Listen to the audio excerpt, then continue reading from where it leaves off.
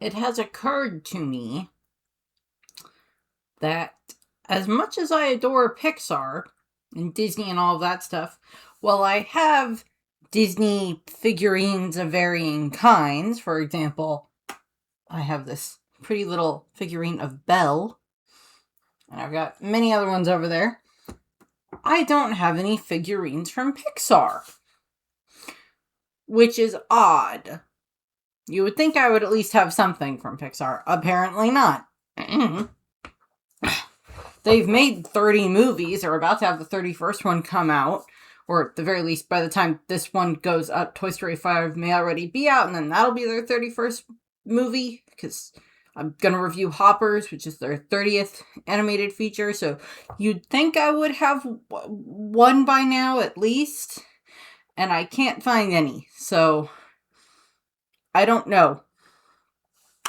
So, time to get to Hoppers. So, Hoppers, at least as of the recording of this video, is the latest latest Pixar movie, to come out. It is the 30th animated feature, and it came out this year in 2026. And it's just like this, fiction adventure comedy film that they did. And to be honest, as it unfortunately has been with this and with Elio, and I think the prior one that came out, which I don't remember what that was off the top of my head, I have been a bit lackluster about some of the Pixar movies. Which, I mean, it's not like when I first started this series where I was reviewing all the Pixar movies, it was like, we're going to talk about like Toy Story and Monsters Inc. and WALL-E and like a bunch of these movies that I grew up watching, that I loved watching multiple times and have seen so many times. And it's not like they're like a sequel to those movies, or a prequel in the case of like, Monsters University or something. Where it's like, okay, these are movies that I have grown up watching. These are characters I already have formed attachments to. With Elio and here with Hoppers, this is like characters that's like, I really don't have any attachment to these characters yet. And the trailers that they do kind of just seem... Bad is not the word I'm looking for. They kind of just put in too many of the gags in the trailers and not enough of like the heart of the movie in the trailer. You get like a snippet of what the plot's going to be, but not too much more besides that. And with some movies that works really well. With other movies, not as well. Depends on the movie. Here with Hoppers, they put a lot of the gags in the trailers. Which I get, you don't necessarily want to spoil everything that's going to happen, but they could have put in a few more things to give you a little bit more of like context clues as to what was going on. I will say that, going from that, I have watched this movie twice now, and I genuinely enjoyed it far more than I thought I would, which is what I said about Elio as well. Which, that's not saying much, but I definitely very much enjoyed it enough to watch it 2 days in a row and then now review it. So you get that. And like speed run this thing to get this video ready. So yes, I did very much enjoy this movie. And now I'm going to get to talk about it. And I'll tell you parts that I really liked and parts that I'm like, okay, this part could have been done a tad better, or they could have tried to, adjust some of the timing of things, or you're throwing that in to give us the emotional impact, which I get. But so the first part of the movie just starts out with a little girl, Mabel Tanaka, and she is this very pro-animal troublemaker. We see her trying to save a bunch of the animals from her elementary school. There's a turtle, there's a guinea pig, there's birds, snake, take your pick, frogs. She's trying to sneak them all out in her backpack so she can get them out to the wild, because she doesn't like how they're being treated in the classrooms and everything else like that, with the other kids like poking them and prodding them and everything else like that. And she's trying to save them. Unfortunately, she gets caught by the staff, which results in this just like Mabel just kind of going feral. and trying to fight her way out, and she ends up biting, I'm assuming, the principal, or at least one of the teachers, and through, Rube Goldberg type of things, the sprinkler system goes off, so that's just causing so many problems. She, of course, gets in trouble, and her mom ends up very upset about this because, her daughter got in trouble at school and all of that stuff. And, Mabel, she's really hard for her to control Mabel. So she takes Mabel to go drop off at her grandmother's house. Now, her grandmother is a park ranger, and she lives near this glade. And, the grandma very much just loves nature and everything else like that. And that's probably where Mabel gets it from, her love for nature. So the grandma's fun.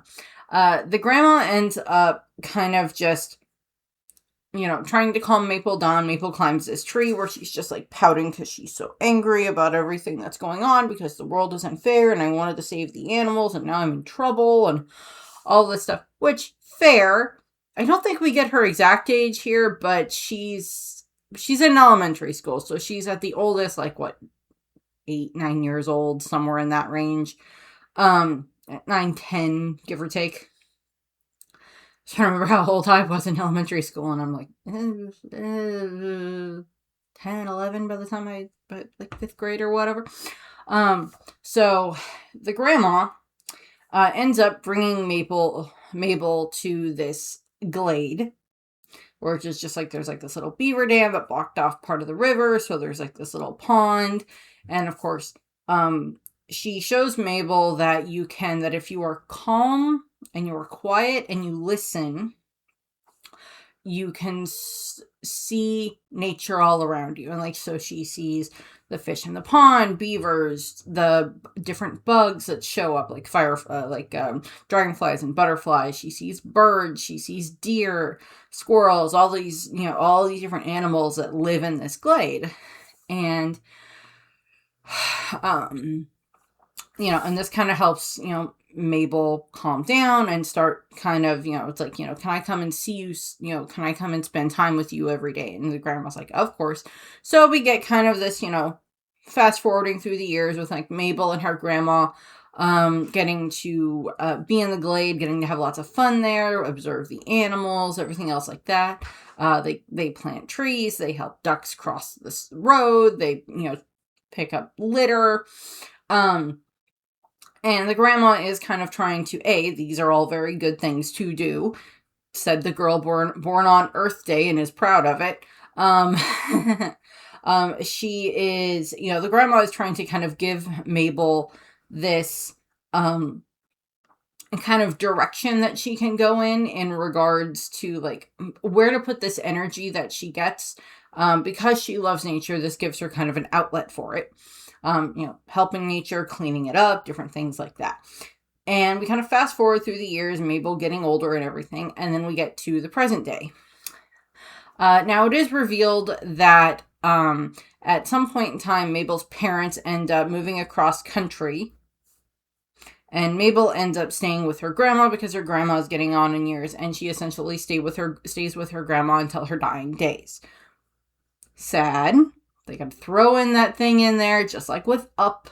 They got to throw in that thing with you at the beginning of the movie where, the older person dies, other person that took care of them is left alone. And it gives them this just, singular focus because, all that they have left type of thing.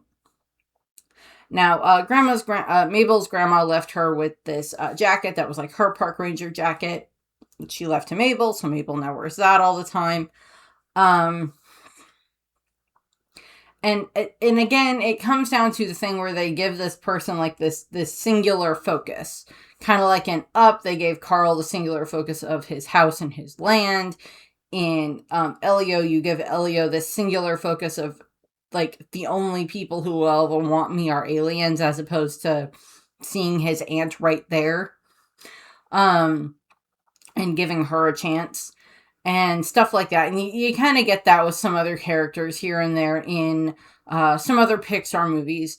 Some are less obsessed than others. It just depends on the circumstances. not denying humans and other creatures can have these singular focuses on things. In Finding Nemo, it's Marlin wants to try to save his son. That's not a bad singular focus. I understand it. It's taken, but with fish. Other way around, but you get the idea. So what ends up happening is, of course, Mabel's grandma dies, and now she is on this crusade to try to do everything that she can to protect the Glade. Now, Mabel is 19, and she is going to college at this point in time. And she is a very smart kid. That is something that is very much stated. She is a very smart kid. Very smart teen. And we get to this day where, unfortunately, the Glade, the Beaver Dam in the Glade, is going to be blown up because the mayor of Beaverton, which is the name of the town that they live in, name of the city that they live in, the mayor of Beaverton, Jerry Generoso, Jerry, he wants to finish building this highway beltway through this glade. And he is, working on getting all of the construction taken care of for that. And it's kind of this thing of him and Mabel have been going back and forth and back and forth and back and forth with this argument for months at this point in time. Like, people know her as, hey, it's that girl who hates the mayor. And it's just them arguing back and forth. And, like, Mabel shows up right when they're getting ready to blow up the dam. And, like, is standing on the dam where the dynamite is. And, like, you see her and the mayor arguing and everything else like that. And she gets dragged away. And the mayor's like, well, how about this? I'll give you get a petition. You get enough signatures to try to save the Glade. And we can talk. You have 48 hours until I start construction here. Which very rarely is 48 hours long enough to do anything. Let alone get a petition with who knows how many signatures you're going to need. So, yeah. And he's also like, or if the animals come back, we'll reconsider the construction. So, Mabel then essentially just spends this next day, or the rest of that day, trying to get signatures. So, she's going around to everybody, trying to get them to sign it. And nobody wants to sign the list. She tries knocking on doors. She tries going to the supermarket to get petition stuff. All this other stuff. All of us have seen places where you have people showing up to try to get you to sign whatever petition or sign up for this or that or this or that, depending on what it is. Sometimes you agree with it. Sometimes you don't. I generally try to double check what it is that they are trying to do and see if this aligns with something that I agree with. If it doesn't, I move on. If it is something that I agree with and it's not something I've already signed up for, I tend to sign up for it. Tend to sign the petition. And she's going around and she ends up finding this very old man, ancient Beavertonian is, I believe, just what he is referred to. And she actually ends up spending the whole day with him. He thinks that she is there from, like, the senior sitter service, which she's not, but she kind of takes him up on it, and she spends, like, the whole day just talking to him. She also is, like, helping him around the house, very much up vibes here. And she, like, helps him around the house, shows him pictures of everything. And then you find out that he hasn't had his hearing aid in at all, so he hasn't heard anything that she's said. And then he looks like he's going to sign the petition, and it just ends up being a grocery list. And she heads off. We then have Mabel realizing the way that, like, Jerry has phrased something is that because there are no animals there in the glade, that's why the state gave us permission to build here. So Mabel is like, well, there has to be animals there. So she goes to her professor, Professor Samantha Emily Fairfax. Great name. Who is just one of the teachers that works at the university, one of the professors that works at the university. And we have the scene where Mabel just comes rushing in and she's like outlining stuff. Professor, I figured out a way to save the Glen. And, Dr. Sam, I found a way to save the Glade. And she's like, Mabel, I am literally teaching class right now. One of the students, hi, Mabel, a class you are enrolled in. So we get that. And, like, Mabel has also, she has, like, a broken hand, broken wrist. During the movie, we see her have that. And it's like, Mabel, you have been doing I don't know why they gave her a broken wrist. It never becomes apparent except for a line where it's just like, where Dr. Sam is like, Mabel, you are getting so singularly minded, far too focused on this one thing of trying to save the Glade. And your grades are suffering, you're hurting you're breaking your bones, all this other stuff. Other than that, there's not really much of a reason for her to have the broken hand. I'm not saying it wasn't useful, but it seems like a little odd that they give her a broken hand and it never becomes like, oh, she can't do something because her hand is broken type of thing, because she's wearing a cast. There's something she can't do and she needs someone to help her. That would have been a better way of paying off that line, as opposed to just, you're breaking your bones. And it's just like, I know that you're upset since your grandma left and you're very focused on this stuff. And Dr. Sam ends up giving her, we also are introduced to some of Dr. Sam's assistants. We have Nisha, who is her female assistant, and then we have their assistant, Connor. And so Sam is trying to get advice from them. Mabel is trying to get advice from them. And Dr. Sam explains that,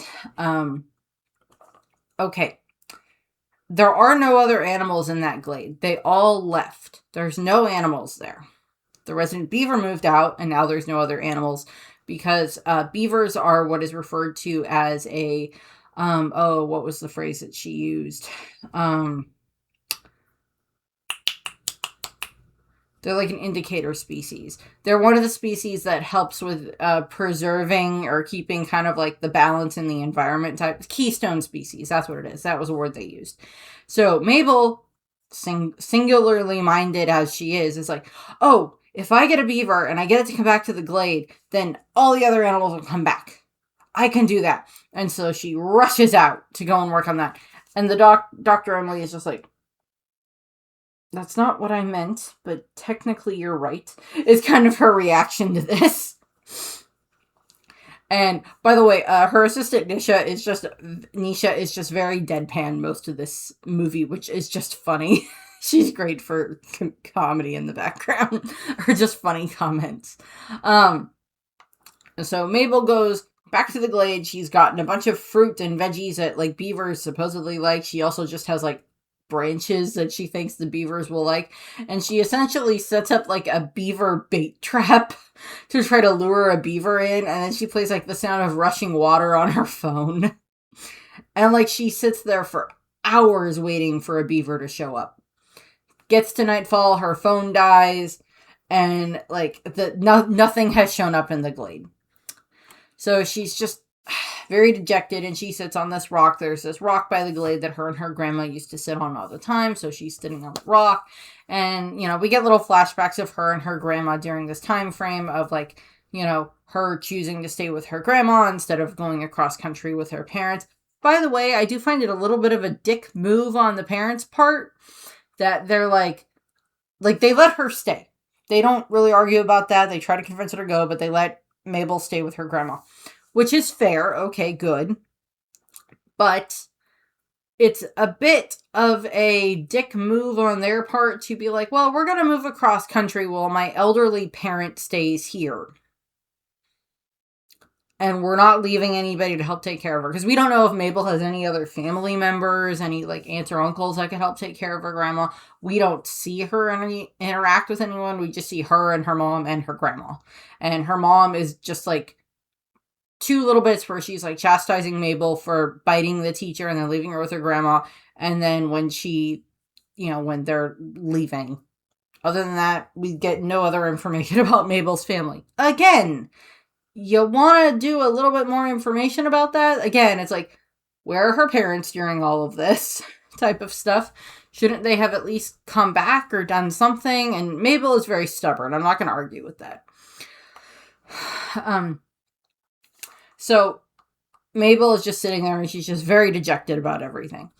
And then out of the bushes, out of the reeds, comes a beaver. Sniffs the food, and then it just kind of makes its way away and Mabel starts chasing it.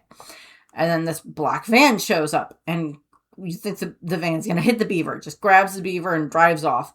And Mabel follows it thinking that they kidnapped the beaver. She's like, I need that beaver. And she's like chasing after the truck. And this is at night, so we get like a little bit of a chase where she's on her skateboard following the van.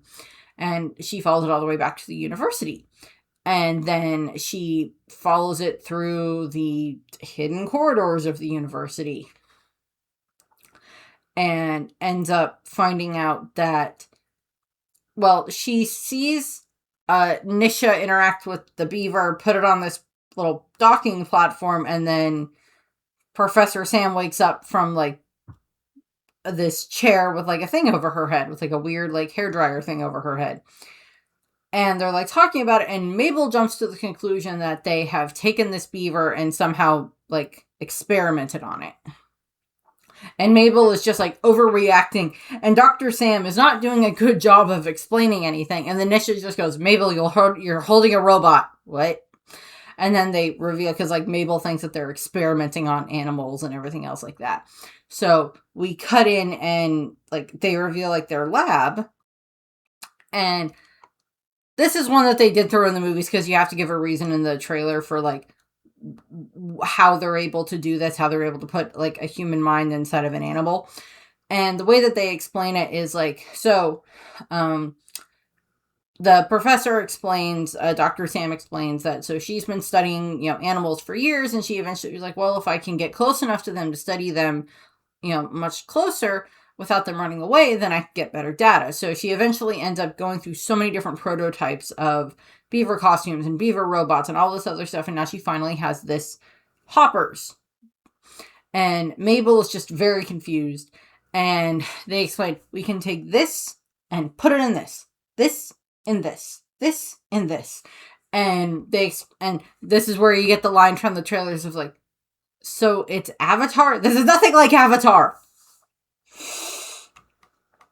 I love the fact that they at least have to acknowledge that, because I do believe Avatar, I know it's associated with Disney, because I know that they have a bunch of different Avatar areas at their theme parks. They have, like, Pandora areas at the theme parks, which look cool, to be honest. I have watched documentaries about how those places were made, and they look freaking awesome. They look great. To be fair, I've only seen the first Avatar movie. I have not seen the other two, for reasons. I don't know why, I just have not. But what ends up happening is, I do love that they have to throw in that Avatar reference, because that is essentially the plot of Avatar. And then the Professor Sam is just like, it's nothing like Avatar. And I'm like, no, it's pretty similar to Avatar. That's kind of what's gonna happen here, is it's pretty similar to Avatar. I'm sorry. You took Avatar, put it on Earth, and made him beavers. Is kind of what happened, and I'm pretty sure James Cameron was like, yeah, that's fine, go ahead. I don't think James Cameron had a problem with that. To be fair, he does not own this concept of, you know, inserting yourself into somewhere else in disguise. So Mabel is like, if you guys can turn into beavers, and if you can communicate with the animals, then you can go and find a beaver and bring a beaver back to the glade. And they're like, we don't interfere, we just observe. And I'm like, I kind of get why you don't interfere in certain circumstances, but this is a little bit of extenuating circumstances to a degree. Yeah. So what ends up happening is Mabel essentially ends up, through running around the office, ends up getting it where she ends up putting into the beaver hopper. And then she ends up escaping with Professor Sam, or Dr. Sam, and Nisha are chasing after her, trying to get to her and everything else like that. And she manages to escape. And then through circumstances of being grabbed by an owl and then fighting the owl and then getting dropped into the forest, the next morning she wakes up and she is in the forest, and she is able to, and she's inside the beaver hopper, and she is able to understand all the animals around her. She can understand the birds and the bugs and the deer and the squirrels and the ducks and everything else. She can understand them just perfectly. And she is just so befuddled by this and so amazed by it. To be fair, that would be very interesting. That is also, to a degree, the plot of Brother Bear. I have to point that out as well. That is kind of the plot of Brother Bear. with him getting turned into a bear, and then he can understand animals, but humans cannot understand him. And I don't think he can understand humans. No, he can understand humans, and I think Mabel can understand the humans in her beaver form, but they cannot understand her without like one of the little communicator devices.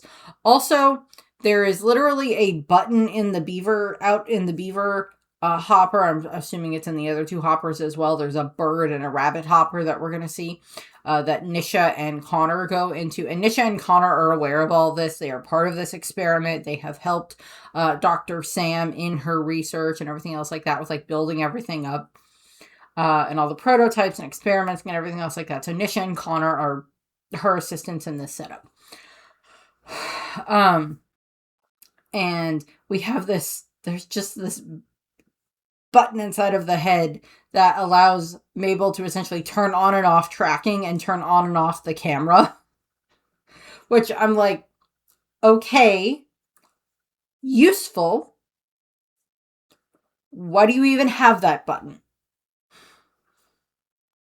I get, like, isn't the whole point is the hoppers is to track where they're going? Why do you even have a button to turn it off? It's for comedy purposes in the movie and to give Mabel the ability to get away from them is what they have it there for. I kind of wish that line of like, why do you even have that button? As just a reference to, why do we even have that lever? From Emperor's New Groove. So, Mabel escapes. She ends up in the woods. She's able to understand the animals. She then ends up going around trying to get any of them to tell her where a beaver is. And like, they're like, well, you're a beaver. I mean a different beaver. I'm looking for a different beaver. And she ends up getting directions from a spider, which is fine. The thing I take umbrage is that I believe the spider's name is literally Amanda the Spider, and they never say it in the movie, which don't like spiders generally. I don't have anything against them personally. I just don't like them near me. Arachnophobia here. Don't do well with spiders. Why they had a spider named Amanda is beyond me. And then the spider tells Mabel where she can go to try to find a beaver. And she's like, well, have you tried the stream? No, I haven't. Where is that? And then the spider draws an arrow. Thank you, and goes off. And then there's a male spider next to the female spider who is like, what is that? It's like, it's an arrow, Todd. And my mom and I watched this last night, and she's like, do you think they're married? And I'm like, well, most spider females, after they mate, eat their husbands, so probably not. I've also had that exasperation concept when it comes to siblings. I was like, it's an arrow, Todd. Why are we so different when we are related? And then she's like, oh, it's like Charlotte's Web, is what my mom says. And I'm like, yes. And she goes, what's the name of the spider in Charlotte's Web? And I just look at her. And she goes, what? And I go, Charlotte? She goes, oh. She was like, I thought that was the name of the pig. That's Wilbur. I love my mother. I had to put that in here just because it was so fun. And she's just laughing over on the couch. And I'm just like, help me. I'm just like, help me. Please help me. So, Mabel ends up finding this beaver. His name is Loaf. We'll learn that a little bit later. And she goes to him and she tries to get him to come with her to go build a beaver dam somewhere else. Loaf does not want to leave or doesn't want to go with Mabel. Mabel ends up going and Loaf ends up swimming off. Mabel tries to go after him. And then a bear, who we find out later is named Ellen, shows up and grabs Loaf and is intending to eat him. Mabel then ends up essentially fighting Ellen in order to get her to let go of Loaf, which she does.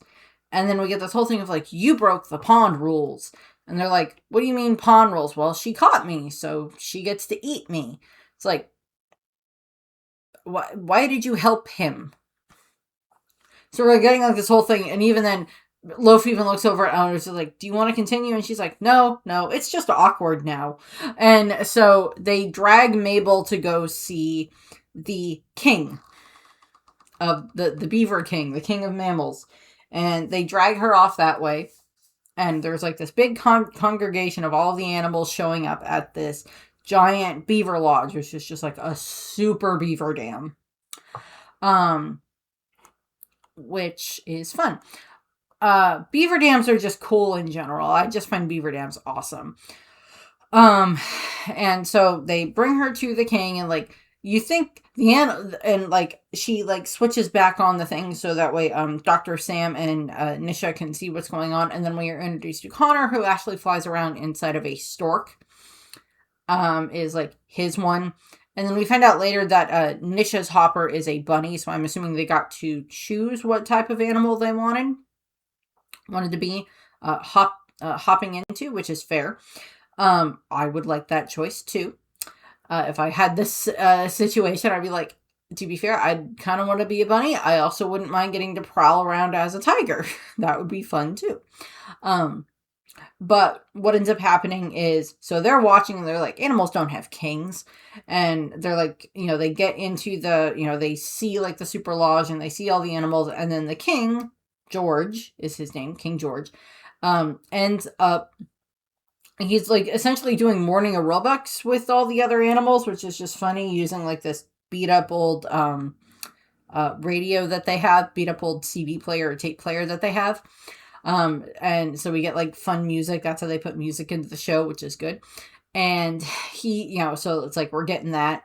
And then what ends up happening is he notices that Mabel is there, and there's just like, oh, new person. And they get the explanation. He's like, okay, well, I guess I'm going to have to show you around the glade, and it's show you around the pond rules and everything else like that. So we're good. So Mabel essentially gets taken on a tour of the pond, and we find out that there are these various rules. One, don't be a stranger. You're supposed to introduce yourself so that way everybody knows who you are, and so you know who everybody is. And the king knows everybody's name, which is like, good job on him. And he's kind of like, well, it's harder to be mad at someone if you know their name. And then we have, so it's, don't be a stranger. Eat when you gotta eat. So, if someone catches you and you're prey and you get caught, that's what happens. And then, we're all in this together. So it's like, help someone if you can help someone. And Mabel's like, your rules are kind of inconsistent. And he's like, well, you gotta have stuff that makes everybody happy. So you gotta keep the predators happy, and you gotta try to keep the prey happy, and all this other stuff. We also learned that the area is very overcrowded. There are far too many animals in this small area. And so there's like probably some food shortages, there's area shortages, too many animals crammed into one area. And there's also this bit where like, Sam, Nisha, and Connor were like watching on the screen, and then like it gets turned off, and they're like, where did he get the tiny crown? And it's just like, that's what you're worried about? So we get like fun bits like that. Nisha is just there. Nisha is funny. So what ends up happening is Mabel ends up tries to get George to send a beaver down to the glade so that way they can, fix the beaver dam and everything else like that and bring, animals back there. And he's like, oh no, we can't do that because that's where the noise comes from. That place is very noisy. And Mabel's like, what do you mean noisy? And then we just have this scene where a bunch of the animals come out and they all just start making what they think is what the noise sounds like. And it's just this cacophony. And you just have this moment of just Mabel in the beaver hopper sitting there surrounded by these other animals. You have the bear, you have Loaf, you have Ellen the bear, Loaf the beaver, Tom Lizard is one of the other ones that shows up. There's also a deer and a duck that show up, and they are just making these noises that are like what they think the noise sounds like from the noisy glade. And so they end up taking Mabel there, and they're like, how can you not hear it? And she's like, I can't hear anything. So it's like, it's a frequency that only animals can hear. So essentially what ends up happening is Mabel figures, because all of the animals are just like oh my god, this noise is horrible. And Mabel can't hear anything. So it's like, okay, it's at a frequency that only animals can hear. So she ends up pinpointing where the noise is coming from, and she finds this metal tree. Now, the thing with the metal tree is Mabel comes to this glade a lot. And you would think she would notice, I'm not saying that as a human she would notice the noise. That's not the point. You would think she would notice whether or not there had been this giant metal tree put there, and there's speakers in the tree that send off this horrible noise that humans can't hear because it's not at a decibel that we can hear, but it's at a high enough decibel or a low enough decibel, depending on the circumstances, that animals can hear. And because animals have a much better hearing than humans do. And I don't know why Chip ain't up here. He's probably downstairs staring out the window or curled up on my chair. So, on that note of animals with better hearing than I have, to be fair, he also acts like he can't hear us at all sometimes. And I don't know if that's him actually having hearing problems or him just being a brat. Don't know. So Mabel ends up deciding that she's going to climb up the tree and destroy it. In the process, Connor, who actually is a heron that he hops into, not a stork, sorry, he turns into a heron, shows up and he's trying to get her, but between the two of them, they are able to bring the tree down, and this, stops the noise. So then we have it that the animals end up having a party, which is essentially a lodge building party, a dam building party, where all of the beaver, George has all the beavers show up and they are building up this dam in the glade. And we get that everybody's working for the weekend and as the song, which is just fun. And Mabel is helping and we get to see them build up the dam.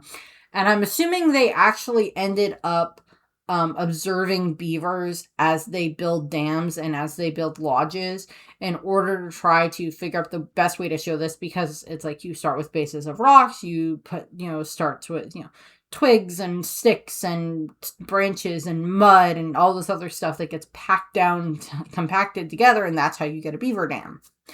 At the Henry Dorley Zoo in Omaha and the Desert Dome, they do have a beaver dam set up that they built, and then I think they kind of also let the beavers build part of something in it. So they have beavers there, and you can see inside of the beaver lodge. So that's just kind of fun there. So you get some, a bit of interesting bit there. So they have this nice bit, a bunch of the animals are returning to the glade.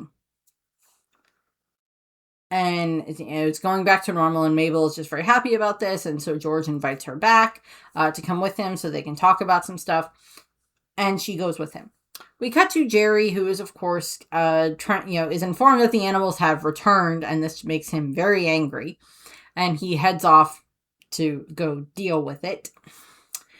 And what ends up happening is we cut back to Mabel and George actually ends up asking Mabel to be his paw. There's this running bit where Mabel is talking to George initially, and she's like, I need to talk to you in private, and he thinks that it's because she's trying to be his mate. That's not the case. And then you have here, Mabel thinks George is trying to reverse it and ask her to be his mate. Not what happens. He asks her to be his paw of the king. It's a reference to Game of Thrones with, the hand of the king, his right-hand man, his advisor, that type of a thing. So they have that here. There's also this bit where, George kind of talks about that, George also kind of helps teach Mabel to swim as a beaver, because she's not very good at it, so he kind of teaches her to do that. And then you have, kind of finding out how he became king. He's like, well, my father was king, and he didn't think I would be a good king, and then he tried to start a different family, and my uncles didn't like that, so there was uprisings and branch wars, and I was exiled, and they brought me back from exile and made me king, and now I'm here. So, sure. And what ends up happening is, he asked her to be his hand, and she is kind of against this.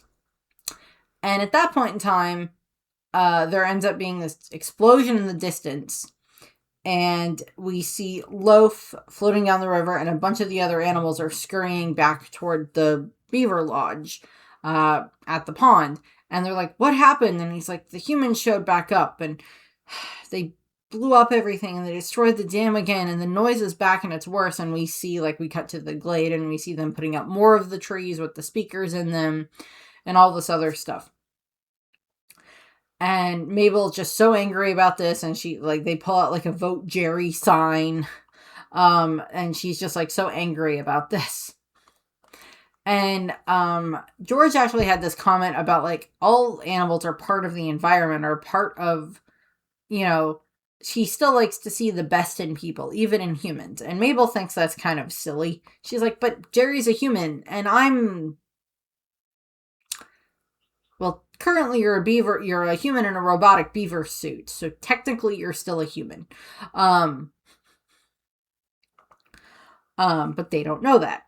So Mabel is like, okay. She takes his position as paw of the king, and she's like, okay, here's what we're gonna do. You mentioned a council earlier. Summon the council.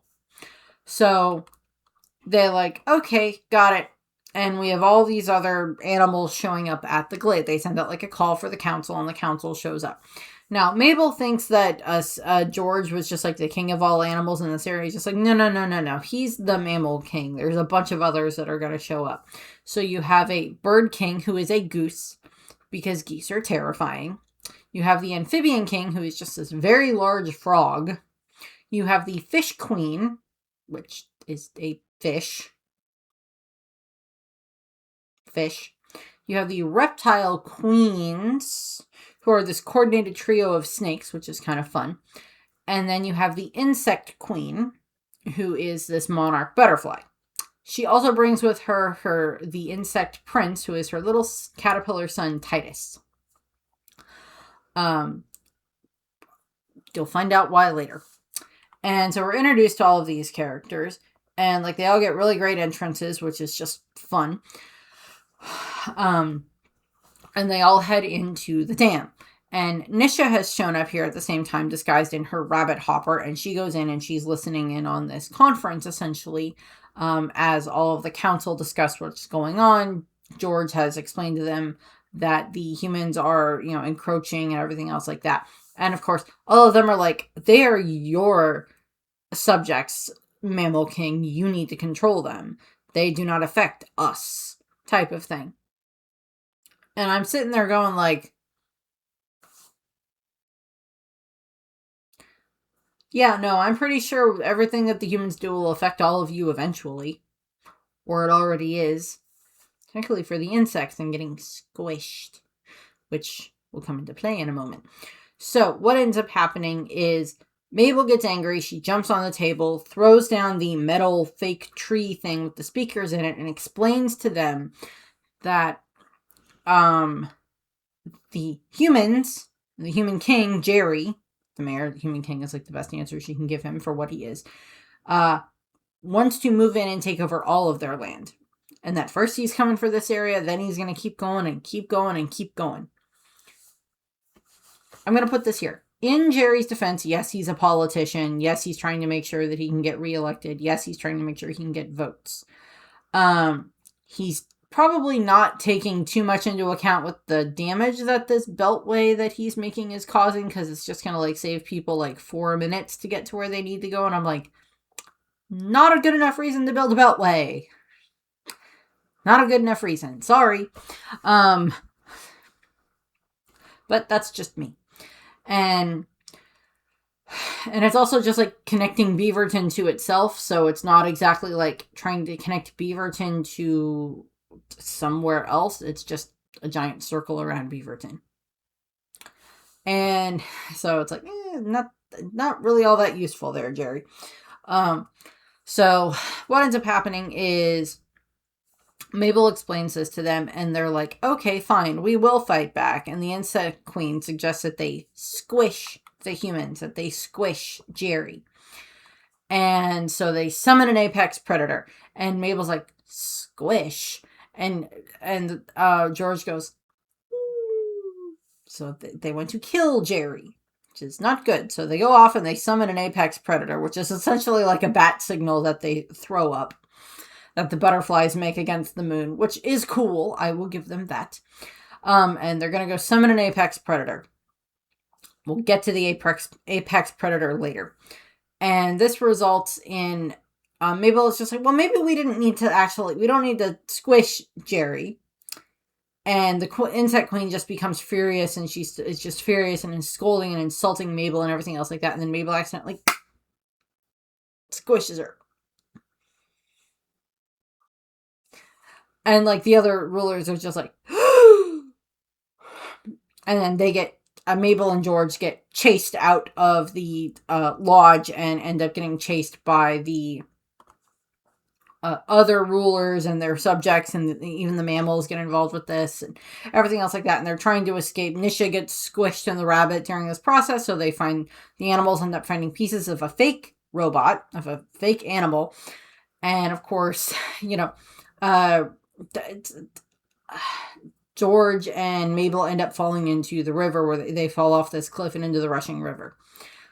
And we have this moment where, like, Mabel has been inside of the hopper for a lot longer than any of them have in the past, because she's been in it for, like, almost a day at this point in time, or more than a day at this point in time. So, Dr. Sam and such are, like, they're trying to figure out what they can do. It's like, this is not going to be good. Whenever she reconnects, it's going to we don't know what damage this will cause to her. So, they're worried about that. While that's going on, the Animal Council are now left at a loss for words, because the insect monarch is dead, and they think George is dead.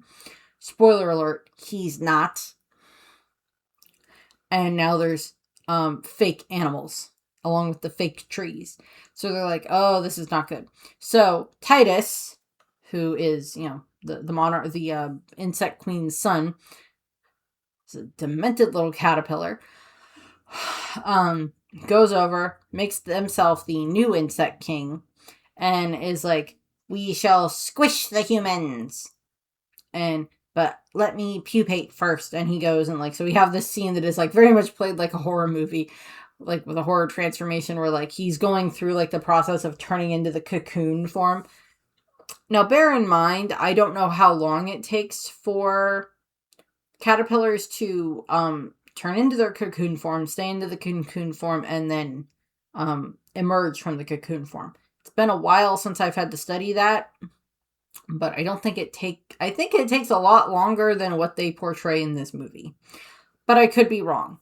But, like, the other animal monarchs are just, like, horrified as they watch this, like, oh God, as he, like, shifts around and changes.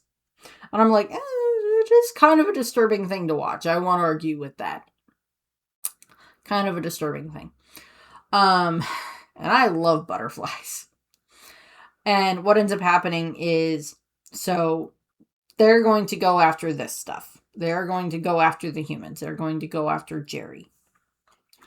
What ends up happening from there is we cut away to where we find George and Mabel. And George is kind of in distress in the river as it's going, and Mabel ends up, helps get him to shore, and then she ends up convincing him that they need to try to rescue Jerry and make him stop wanting to build the Beltway, so he'll stop going after the Glade, so he'll stop hurting the animals, so that way the other animals won't want to squish him. Reasonable enough plan. We'll go with that. And we just kind of have this moment where Mabel kind of has, like, this, introspection for kind of what's going on. Which is nice. Again, it's like her thinking about her grandma and all of that. And so she, like, rallies George, and then, like, Ellen, Loaf, and Tom, the lizard, show up, and they all work together, and they're going to go off to try to rescue Jerry. We get to Jerry's house. And Jerry is, like, this is the morning of, like, he's going to have this really big political rally to finish up the construction for the Beltway and everything else like that. So he'll have that all taken care of. And we see him, he's looking up articles about himself. Because, of course. And then we see him, getting all ready and, making really delicious looking pancakes. Not going to argue. And then we see him give the pancakes to his mom and give her a kiss because he clearly loves his mom. I'm like, okay, you get points for that, Jerry. You get points for that. And she seems very proud of him, and like his neighbors really seem to like him. He's very much this kind of the way that, a lot of politicians tend to be shown as like he's very popular, and, all of this other stuff is a way that they're kind of showing him in this regard. And then he gets into his car and he's just like, oh, voice memo. Don't forget this feeling of how wonderful this is. And then Loaf is just sitting in the passenger seat, and Jerry is like, confused by this. Fair. And then, Loaf gets his phone, unlocks it with, the face lock with the identity, and then throws it back to Mabel, who then, using text to speech, is able to communicate with Jerry that, like, we are your friends, we are trying to help you, a bunch of other animals want to hurt you, we are trying to save you. Just drive to the Beltway construction site, drive to the Glade, stop the construction, and you'll be fine. And Jerry is just kind of freaking out, which is fair. He now has 3 beavers and a lizard in his car. Because Tom locks the doors and windows so Jerry can't get out. And so he agrees and he starts driving. And he is just freaked out, which is fair. And what ends up happening is the other animals end up getting onto the phone and they start making it make a lot of funny emoji noises and everything else like that. Like beaver, beaver, beaver, chopped logs, hamburger, potato, hospital, herring, whatever. Just a bunch of these other random ones. Random words that have no idea what's going on. And Mabel, so it ends up causing this argument a little bit between Mabel and the others. And so they're like, okay, here's what's going on. We need to, get you to this and get you to do all of this stuff so that way we can try to save you and so you don't get squished. And in the process, there are several things that converge at the same time. You have Dr. Sam, Nisha, and Connor showing up, and they have Mabel inside of the van that they have. They have Mabel's body inside of there, still hooked up to the equipment and everything else like that. And they have the dock stand ready because they need to put the beaver hopper on the dock stand in order to send Mabel back. And so they have that all set and ready. So they're trying to get her away from Jerry so that way they can get her and dock her back in so they can try to salvage whatever they can from this. And then you also have it that the other animals are showing up. And there's a bunch of other stuff that happens where Loaf, Tom, and George get flung out of the car, get saved by Ellen, who is now chasing the car on the Beltway on part of the road with Jerry still driving. And Mabel is trying to get a communicator from from Dr. Sam so that way she can then try to communicate with Jerry easier. So we're getting a bunch of that stuff going on. And then they also have the apex predator show up. Now, there's already a bear in the area, and apparently the bear is not viewed as the apex predator. So I'm not exactly sure. I think they just rolled a dice and pulled out whatever apex predator they wanted to, because you have a bunch of seagulls show up, and then the seagulls dive into the water, and then they haul a freaking great white shark out of the water. They haul a great white shark out of the water. This is a flying great white shark being lifted up out of the water by seagulls. We find out her name is Diane. She's generally very nice. She is polite. And then she's like, I really need to squish this human. So let's get this over with so we can have a nice clean squish. And then Jerry is just losing it at this point in time. Fair. No argument there. I would not be happy or okay, this is definitely not good. I don't like this anymore type of thing. Because just all havoc is just breaking loose at this point in time. Mabel does manage to get the communicator and she is able to then pop it into Jerry's ear so he can understand her. She explains, I'm a beaver. I'm Mabel, or trying to help you. And he's like, oh, this is just a dream. Shark gets dropped onto the back of his now unfortunately converted convertible. And he's just like, oh, this is a dream. The alarm will go off in 3, 2. Mabel saves his life. And then we just have this scene where the car goes careening down a hill and the shark is rolling after them. What pitch meeting were you in at Pixar? Please, Pixar, tell me. What pitch meeting resulted in this situation? Diane falls back into the water, so she's okay. She falls back into the ocean, so she's fine. Mabel and the others survive this crash. Jerry and such survive the crash. Whose idea was it? Who drew shark out of the apex predator thing that is this in this area, because it's clearly in America? Who pulled shark out and is like, we're gonna have a shark try to squish this guy? Okay, what are we gonna do after that? Well, we can't have it succeed, obviously, because reasons. And now they're gonna go careening down the cliff. What's gonna happen to the shark? We could just have it roll down the hill. What do you think the animation department will think about that, about having a great white shark rolling down a side of a cliff hill type thing after a car? Do you think they'll be okay with that? What pitch meeting was this? I want to know. Please, what pitch meeting was this? Where is the video of this pitch meeting? I wish to see it. Because it sounds great.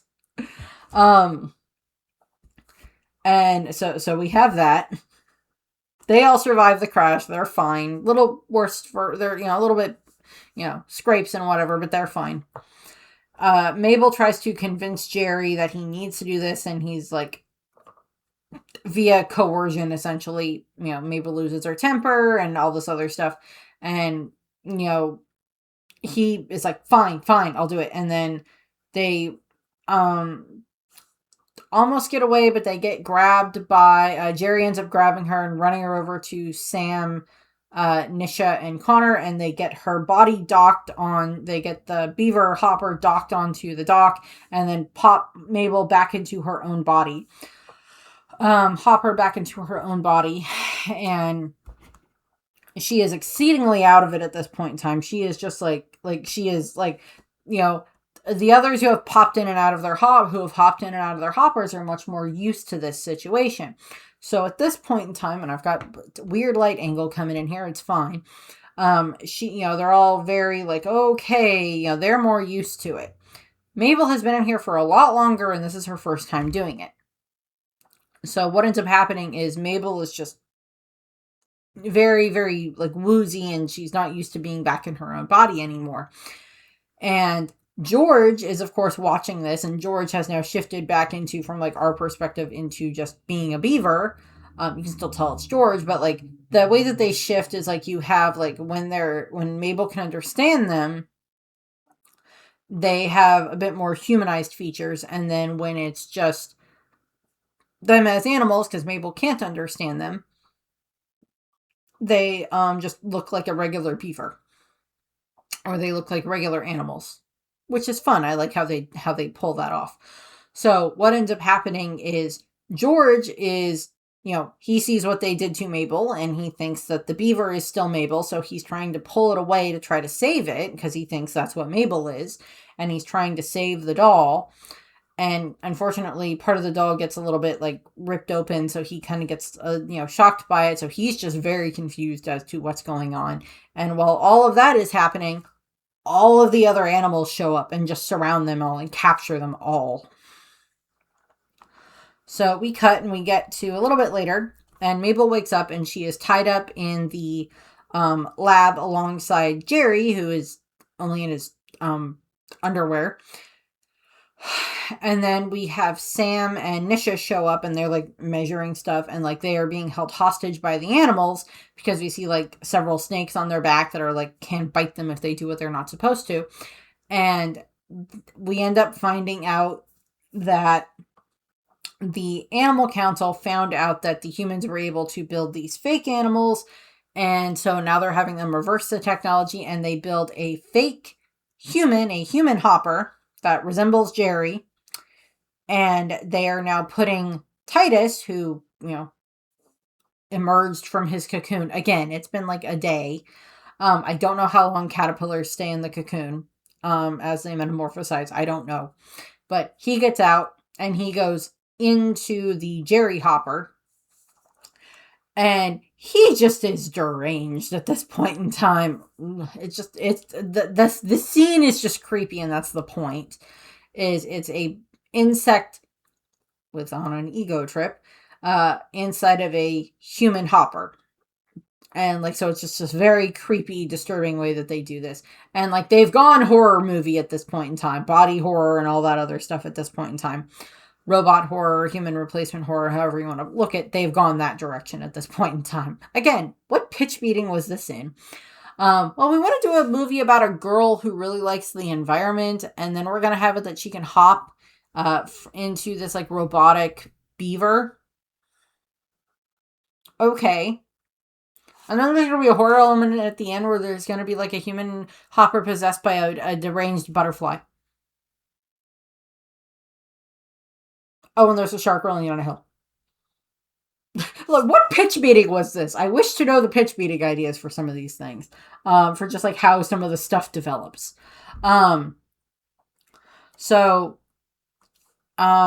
Titus ends up explaining that they were able to figure out that the noisy trees, the metal trees with the speakers in them, that if you turn up the stuff high enough, it will affect humans and it will essentially squish them. This has been proven. There are certain noise levels that when put into the range of humans, that it essentially will squish them. Because it is too much for the human brain to comprehend. Different sci-fi movies and whatnot have dealt with this type of stuff before. It's just certain sound levels or things that the human body is not designed to survive for long periods of time. So their intention is Jerry has this rally that evening, so they're going to essentially do this to all of the humans at the rally. And that's not good. So they all head off.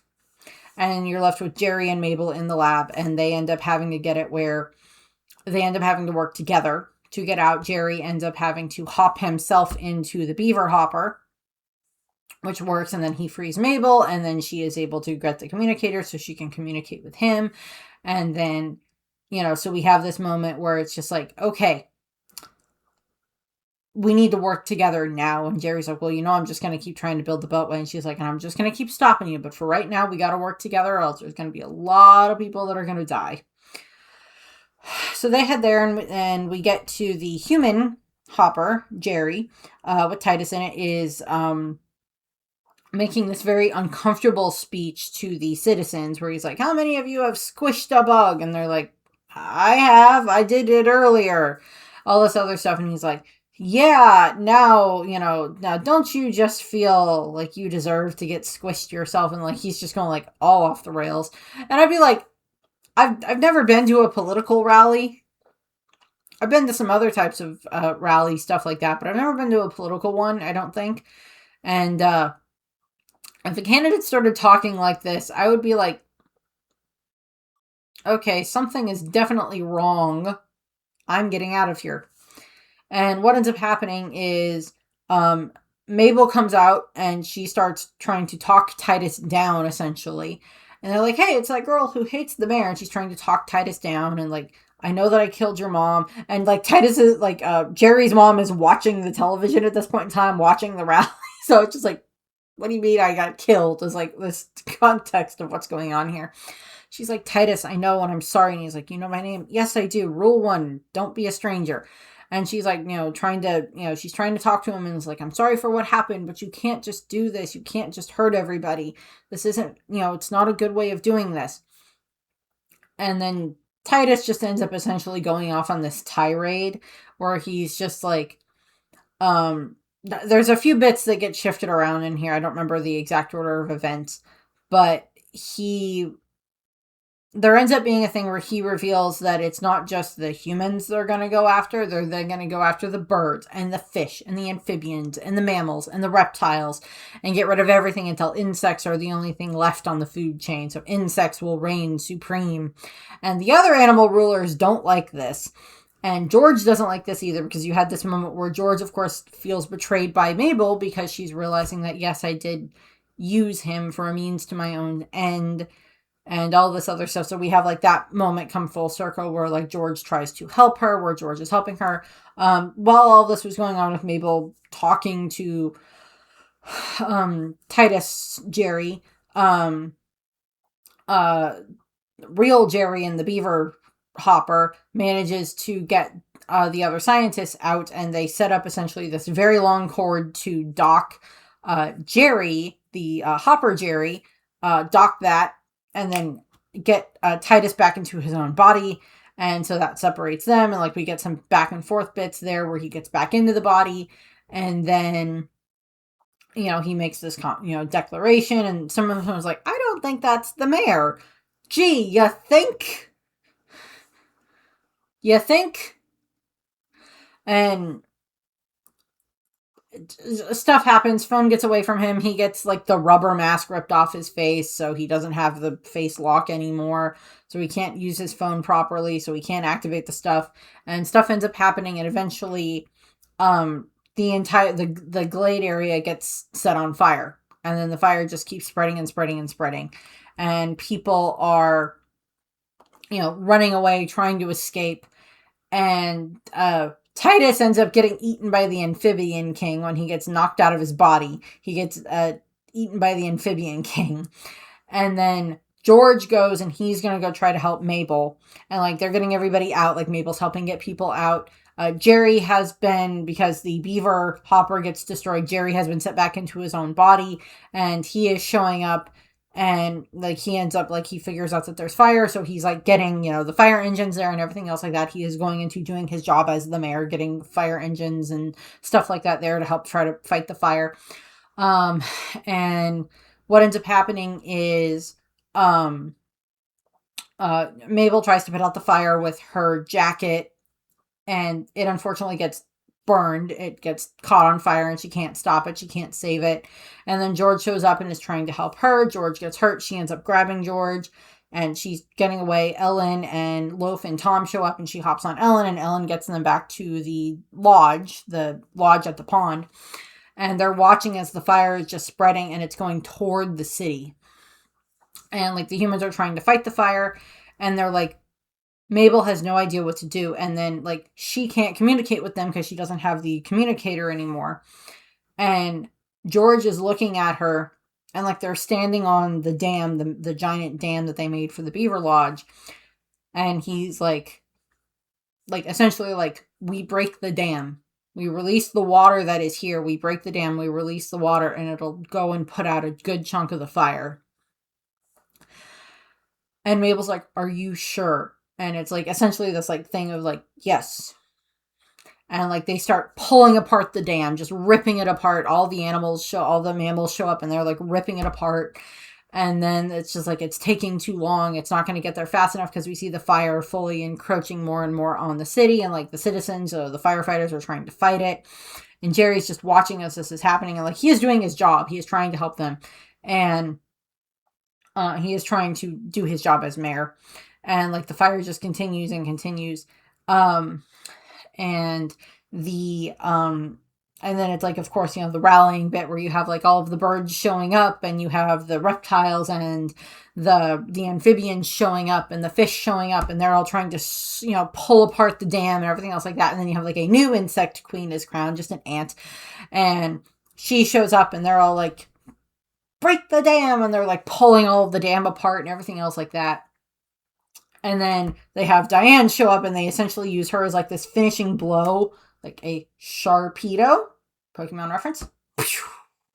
Just like bash through the rest of the dam, holding it together. And then just like the water flows out and flows through the forest and flows through the fire and just like puts it out as it goes. And it gets to the city, and it like has put all the water has gone through, and it has, just it puts out the fire. And then like you just see water kind of just going through the streets, and Jerry looks down and he picks up this branch that clearly looks like it's been eaten by a beaver, and he puts together that the beavers sacrificed their home in order to help the humans put out the fire. to save their homes. And he realizes that. And we get to the next morning, and Mabel and George, of course, survive, and they're at the glade looking around. And it's, it's now dry and muddy and ruined, and it's just like no idea where to start with any of this. And Jerry shows up, and he arrives with the construction crew, and he's like, okay, guys, let's get this place cleaned up, and let's get it looking like we were never here, And he looks over at Mabel, and he smiles, and Mabel nods, and it's like they've come to this agreement.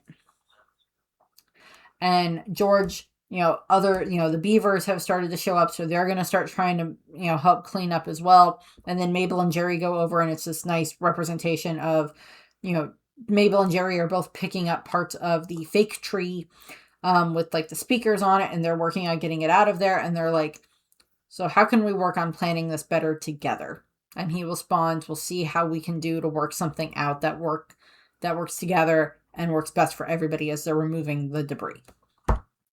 Cut ahead to, I don't know, however amount of years later or whatever, and Mabel is graduating from college, and she, the dean has unfortunately shut down the Hopper program, and so the, Nisha, Dr. Sam, Nisha, and Connor have to figure out something else to do.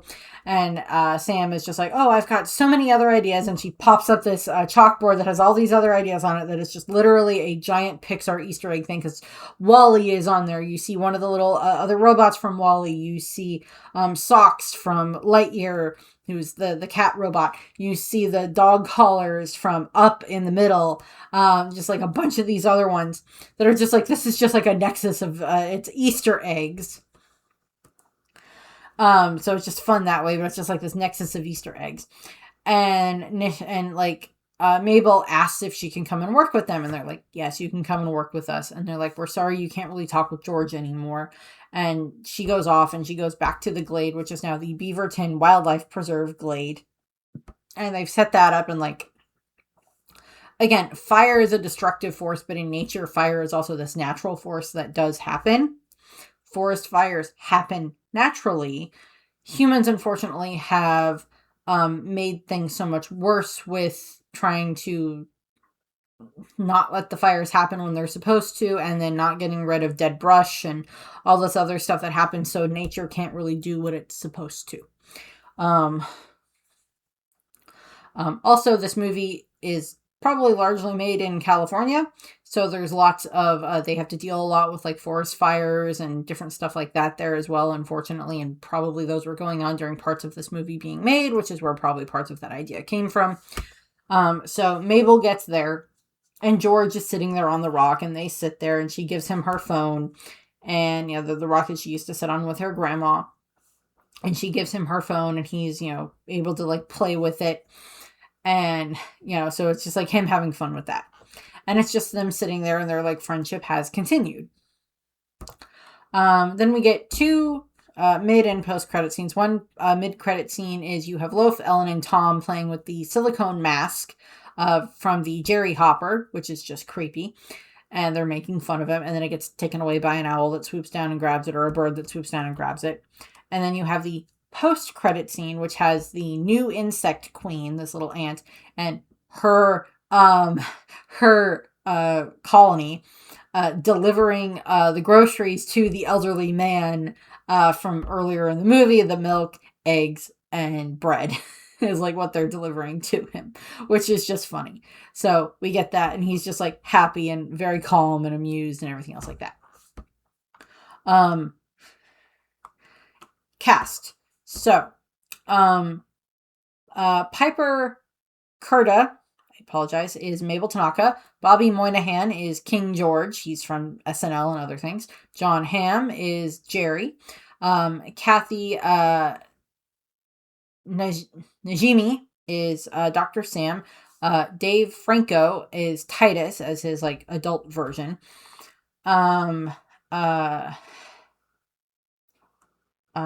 Eduardo Franco is Loaf. Aparna Nancharla, I apologize, I'm sorry, is Dr. Nisha. Tom Law is Tom Lizard. Sam Richardson is Connor. Melissa Villasenor is Ellen Bear. Isaac Whitlock Jr. is the Bird King. Steve Purcell is the Amphibian King. Ego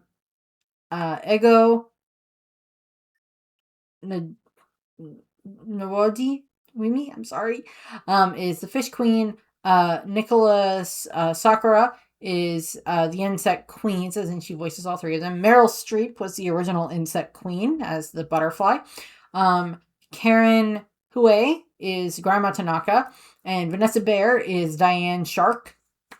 And then Joe Spano plays the Ancient Beavertonian, and I just know him as Agent Fornell on NCIS is just where I know him from. Some of these I recognize from other places. Bobby Moynihan and Brett Baer, or Vanessa Bayer, are also SNL.